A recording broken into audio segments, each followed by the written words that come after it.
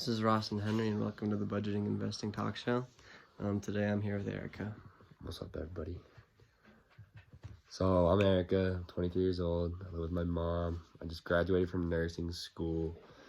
I make $50,000 a year, and I don't have to pay rent because I'm with my mom. But I have $160,000 in student loans. The job that I have provides healthcare and a 401k plan. And I drive a 2009 Honda, but I hate it. It looks like a mom car.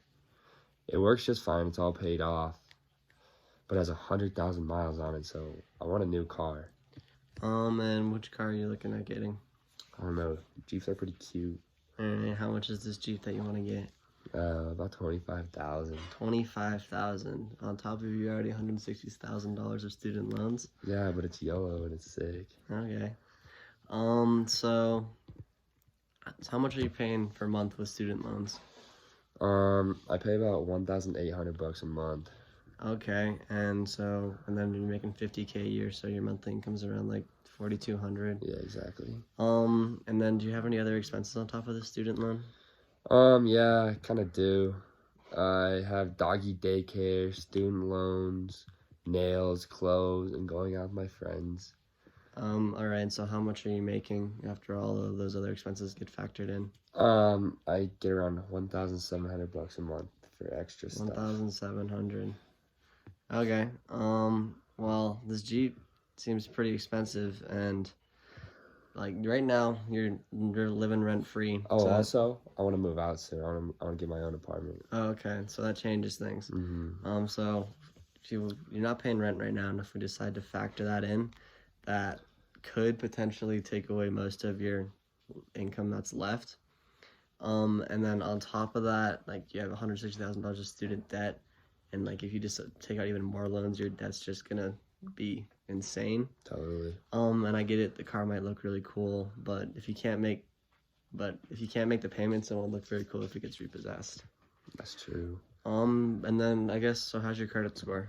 I think I have about a credit score of 700. Yeah. I mean, not the best.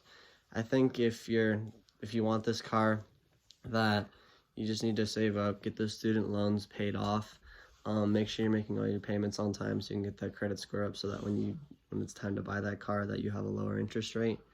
And then, so yeah, just pay off your student loans, and then the doggy daycare costs like $400. So maybe try to figure out another way to take care of your dog. And so yeah, I don't think you should buy this Jeep. I think you need to wait. Okay. Alright. Yo, so next we have Mike here. How's it going? My name's Mike. I'm a 23-year-old. I have a solid job, make $25 an hour for 40 hours a week with 10 to 15 hours of overtime. I don't have any health insurance, and I have $3K in my checking account, but there are no other savings accounts in my name. So I have a Ford F-150 King Ranch that I pay $800 a month on a 7-year loan. And so I really want to add a roll bar, lights, lift kit, and bigger tires to my truck. I think this is a good idea.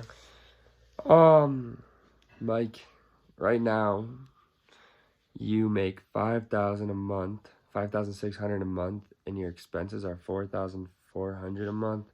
You don't have a ton of wiggle room here, and it looks like all these expenses are going to come out to around $5,800. It's a lot of money. Yeah, but I really want this stuff for my truck. I'll look sick. Well, the one thing I think we could do to make it happen, so with your credit score, you can get about 11% interest on an auto loan. 11? 11%. Jeez. If you get a 1-year loan at 11% interest, that's $513 a month. You already have about $1,000 left over. If you promise to put those extra $500 into savings after you make your truck payment, then we can call it a deal. Really? Really. All right, well, I can promise you I'll do that if I can get this truck. Sounds good. All right, thank you, sir. All right, so for the third and final caller of the day, we have John. Hi, I'm John. I'm a sophomore in college, and I'm studying to be an engineer. Right now, I take out about $20,000 a year in student loans because my family just really can't help me pay that. and I have a job on the side to help me pay for my day-to-day expenses. But the car that I use to get to my job broke down last week and it needs a new engine and it's not worth fixing. So what I'm asking you is, can I take out $10,000 for the last 2 years of college so I can make sure I graduate on time? So I think that taking these extra, it depends. Like, you can come out of college with an engineering degree, the average is around 70 to 100K a year. And with that salary, I believe you'd be able to pay off those loans much easier than the $40,000 you've already taken out to put into your education. And so the job you were paying was just to cover those loans and not make them as overwhelming. And dropping your engineering degree and trying to find a job that's going to sustain you, I think will be worse for you than finishing school and paying off those loans. I've already gone so far. Yeah, exactly. You aren't paying health insurance. Your parents have you on that, and you have no other debt. And these student loans will hurt, but they're the only expense or the only loan that you're taking that you have to pay. But I think if you're stuck without a degree, that 40,000 is gonna hurt a lot more. And so over the next 10 years, if you have around a 7% interest rate on your student loans, you want to pay them off in 10 years, you're gonna have to pay around $1,100 to $1,200 a month, which would be reasonable with the salary you'll have coming out of college.